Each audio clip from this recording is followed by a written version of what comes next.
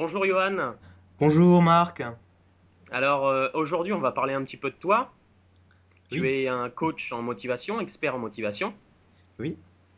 Donc je voudrais un peu savoir, nous aider à en connaître un petit peu plus sur toi.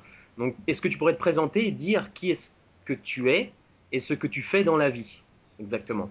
Oui, alors je suis Johan Romano, je suis expert en motivation et stratégiste de l'atteinte d'objectifs. Mhm, Donc je suis coach et j'anime des séminaires également sur le sujet. Je tiens également un blog sur les thématiques de la motivation, de l'atteinte d'objectifs et de la gestion du temps.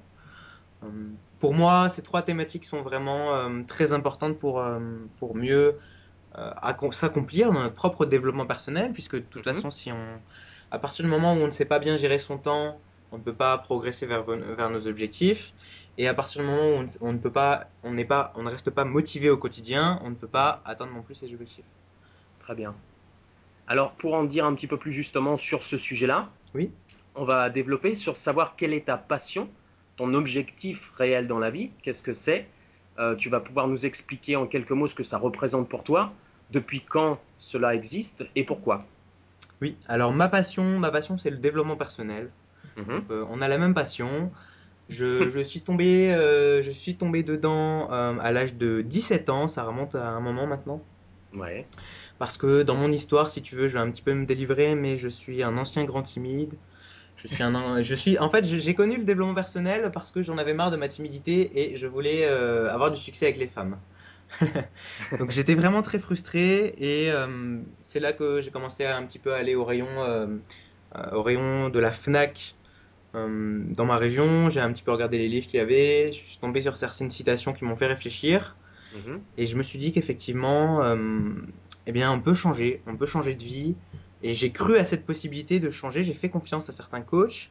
J'ai lu certains livres et c'est comme ça que j'ai commencé à sortir de la timidité.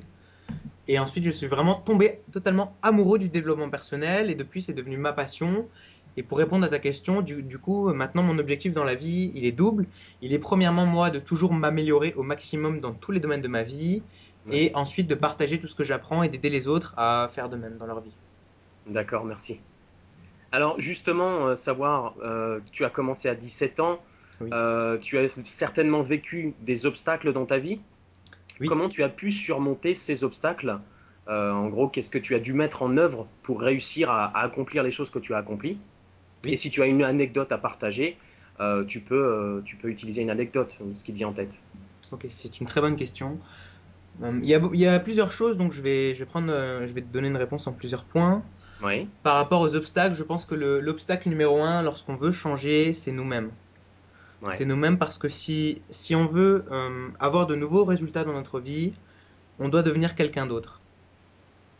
C'est-à-dire que les résultats que l'on a, les résultats que j'avais à l'époque dans ma propre situation en tant qu'ex-grand timide, dépendaient de la manière dont dépendait de la manière dont moi je me percevais. C'est-à-dire que dans ma tête, j'étais timide. Voilà, je suis Yohan Romano, bonjour, je suis timide. Et tant que cette définition était telle quelle dans ma tête, je ne pouvais pas changer. Donc pour devenir quelqu'un d'autre, pour avoir de nouveaux résultats, j'ai dû déjà avoir un changement de perception et me dire je suis ce que je fais. C'est-à-dire que si je suis timide, c'est parce que je ne parle pas aux femmes, aux hommes, et je peux devenir sociable en changeant mon comportement. D'ailleurs, la définition de quelqu'un qui est sociable, c'est quelqu'un qui va vers les autres. tout à fait. C'est quelqu'un qui parle aux autres. Donc je pense que l'un des premiers obstacles que j'ai eu, c'était moi-même. J'avais peur d'être quelqu'un d'autre. Je me disais, mais c'est pas moi. Si je vais parler aux femmes ou si je commence à mieux manger, à faire attention à mon alimentation, ou si je commence à Mhm, faire du sport, je me disais, mais c'est pas moi. mhm, Et au final, je me suis rendu compte qu'en fait, nous sommes ce que nous faisons. d'accord. Et donc, on peut toujours évoluer, on peut toujours changer. Et la question n'est pas de savoir qui je suis aujourd'hui. La question est de savoir qui est-ce que je veux devenir et est-ce que je suis qui je veux être. Et si je ne suis pas qui je veux être, comment est-ce que je peux faire? Quelles actions est-ce que je peux prendre pour devenir qui je veux être, tout simplement. Et tu as une petite anecdote, un truc que tu as vécu, quelque chose qui te parle? J'ai beaucoup d'anecdotes par rapport à mes amis, par exemple, parce que je me suis rendu compte que j'ai dû, au fur et à mesure de mon évolution, un petit peu changer d'amis. Mhm, Parce que, bon, la science prouve qu'on est un petit peu la moyenne des gens qu'on fréquente le plus. ouais, D'ailleurs, bon, si on part en immersion dans un pays en Angleterre, même si on ne veut pas apprendre la langue, on va forcément devenir meilleur en anglais. C'est un petit peu la même chose. On a des neurones miroirs dans notre cerveau, et c'est Mhm. ce qui fait que malgré nous, on va un petit peu modeler les gens qui nous entourent. Et donc, par rapport aux anecdotes, oui, je me souviens très bien j'avais mon meilleur ami à l'époque qui, à chaque fois que j'allais parler à une fille, me disait que c'était n'importe quoi, qu'il fallait être soi-même, que ça ne marcherait pas, etc. Et ce qui est assez drôle, c'est que maintenant, plusieurs années plus tard, c'est lui qui vient me demander des conseils sur les relations hommes-femmes. Donc, oui, c'est une anecdote assez drôle sur le sujet.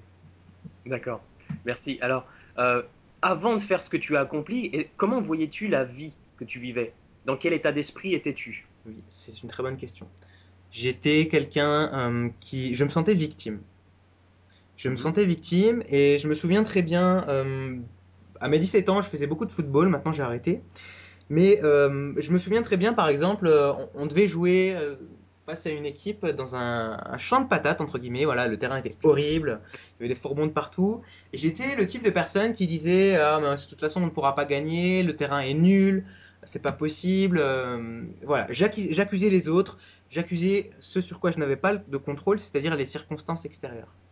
D'accord. Et avec du recul, pourquoi je te parle de cette anecdote-là, c'est parce qu'avec du recul, je me suis rendu compte qu'effectivement, le terrain de football, en l'occurrence, eh bien, c'est le même pour les deux équipes.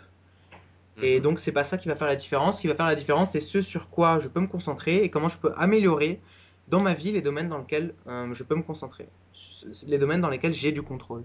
Et Ouais. donc, je suis passé de victime, si tu veux, à quelqu'un qui est proactif et Mhm. qui change les domaines qui l'intéressent dans sa vie. C'est-à-dire, ce sur quoi j'avais du contrôle, je ne pouvais pas avoir de contrôle sur ma taille, par exemple. Je suis quelqu'un de plutôt petit, je mesure 1,68 m. Donc je pouvais, à l'époque, je me plaignais, voilà, je suis petit, j'ai pas de succès avec les filles, je suis moche, etc. Et finalement, j'ai travaillé ce sur quoi j'avais du contrôle, et c'était ma personnalité, mon charisme, ma manière de parler, ma manière de communiquer, ma manière de faire vivre des émotions positives aux femmes, aux gens en général. Ouais. Et donc maintenant que tu as vécu tout ça, Oui, imagines-tu pouvoir vivre ta vie sans ta passion, le développement personnel? Et non, pourquoi? c'est totalement impossible pour moi. Pour moi, c'est un petit peu lorsqu'on déco, pour moi, c'est le développement personnel, c'est un petit peu, c'est découvrir que le monde, que notre vie peut changer. C'est un petit peu un nouveau champ des possibles. Et pour moi, à partir du moment où on acquiert ce niveau de conscience-là, on ne peut plus revenir en arrière. C'est un petit peu comme se rendre compte qu'on peut changer à tout moment, que ce que l'on fait aujourd'hui dans notre vie n'est pas figé, qu'on peut changer à tout moment. À partir du moment où on se rend compte que tous les résultats que l'on a dans notre vie dépendent de nous-mêmes et non pas des circonstances extérieures, c'est très difficile d'accuser les circonstances extérieures. À Ouais. partir de ce moment-là, on acquiert un état d'esprit de responsabilité. Et on se remet sans cesse en question, on progresse toujours, on met son ego de côté, on apprend des meilleurs. Et donc non, pour moi, c'est totalement impossible de revenir en arrière et je pense que... Et j'en suis bien fier. Ouais. D'ailleurs, il me semble que tu as pu apprendre avec Tony Robbins, un grand penseur, un expert en motivation. Oui, totalement. C'est quelqu'un que j'admire. Si vous pouvez taper d'ailleurs dans Google Tony Robbins, si vous avez le choix entre Tony Robbins et mon expertise, pour le coup, je ne veux pas pouvoir bien me vendre, mais Tony Robbins, c'est quelqu'un qui fait ça depuis maintenant plus de 30 ans. Donc, si vous avez le choix entre les deux, allez voir d'abord Tony Robbins parce que pour moi, c'est vraiment un grand monsieur. Mais, ok. Alors, comment te sens-tu justement et dans quel état d'esprit es-tu depuis que tu as atteint tes objectifs? Pour moi, il y a vraiment trois grands avantages à atteindre nos objectifs. Le premier avantage, c'est avoir davantage de contrôle dans notre vie, sentir qu'on influence mieux notre vie et celle des autres, qu'on peut mieux aider aussi les autres. Donc on a davantage de contrôle, ça c'est vraiment le premier avantage. Le second avantage, depuis que j'atteins mes objectifs, c'est que je me sens respecté, je me sens admiré, je me sens aimé et je m'aime mieux aussi. Parce que Mhm. je me respecte davantage, je suis fier de ce que j'accomplis, de qui je suis devenu et de ce que je fais. Ouais. Et le troisième avantage, c'est tout simplement l'accomplissement en tant que tel, la consécration. J'ai couru un marathon récemment, il y a un petit peu un avant et un après marathon. On se sent vraiment fier et donc il y a vraiment, on ressent vraiment des émotions positives à aller au bout de nos projets ambitieux. Mhm. Donc pour moi, il y a vraiment trois grands avantages, davantage de contrôle dans notre vie, mieux s'aimer, mieux aimer les autres et ce sentiment d'accomplissement. D'accord. Donc, pour en revenir au sujet principal, on va dire, les gens ont envie d'évoluer. Que pourrais-tu conseiller aux gens qui, comme toi, ont un rêve, une passion ou un objectif? Qu'est-ce que tu pourrais leur dire pour les motiver? Oui, alors pour moi, il y a deux choses. Pour moi, la toute première chose, à la base de la motivation, c'est la possibilité. Si vous pensez que votre rêve est impossible, vous n'allez jamais sortir de votre zone de confort, puisque de toute façon, pour vous, c'est impossible. Donc pour moi, la première étape, vraiment essentielle, c'est si vous avez un rêve, de trouver toutes les personnes qui ont déjà atteint votre rêve. Et la bonne nouvelle, c'est que je suis certain que vous qui nous écoutez, chez vous, si vous avez un rêve, je suis certain que la grande majorité de ces rêves ont déjà été accomplis par quelqu'un d'autre. Si vous voulez par exemple escalader l'Everest, si vous voulez créer votre entreprise, si vous voulez devenir coach, si vous voulez sortir de la timidité, si vous voulez vous payer un voyage autour du monde, quel que soit votre rêve, je suis certain que la plupart de vos rêves, de ces rêves-là, ont déjà été atteints par quelqu'un d'autre.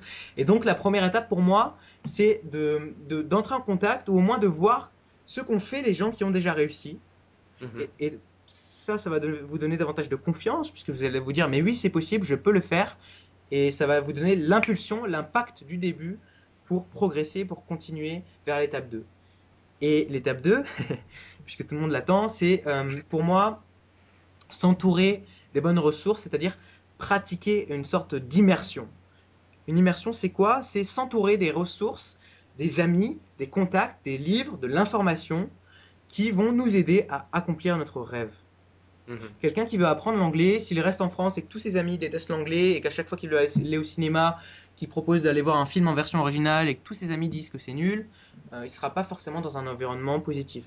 Par contre, s'il part directement en immersion dans le pays, il va apprendre beaucoup, beaucoup plus vite et progresser beaucoup plus vite. D'accord. Alors merci bien pour cette petite interview, Johan. On peut te retrouver sur ton blog qui est johanromano.com. Oui, exactement. Johan, Y-O-A-2-N, Romano, R-O-M-A-N-O, tout attaché.com. Et donc là, tu pourras parler aux gens qui veulent vraiment se développer un petit peu plus Oui, et préciser ce que tu sais faire, tes produits, tes services. Et oui, vraiment, j'ai bien évidemment aussi des articles gratuits que j'offre aux personnes qui ont sur des ton difficultés. blog, voilà. Donc merci beaucoup, Johan, De rien, Marc, c'était un plaisir. et à très bientôt. À très bientôt, Marc. Au revoir. Au revoir.